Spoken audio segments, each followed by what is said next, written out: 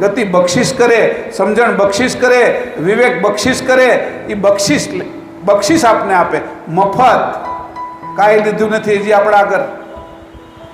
આખું શરીર આપ્યું ને એની કશું લીધું નથી આપણે આગળથી.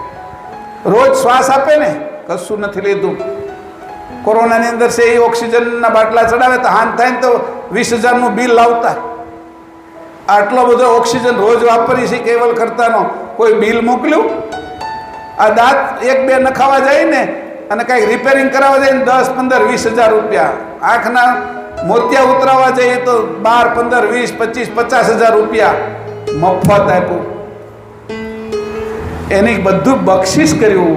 એમ અમને હે કેવલ કરતા તમારી ભક્તિ કરવી છે, તમારા ગુણ ગાવા છે, તમને અમારે સમજવા છે હું કોણ છું અને તમારો મારો સંબંધ શું છે એ જાણવું છે.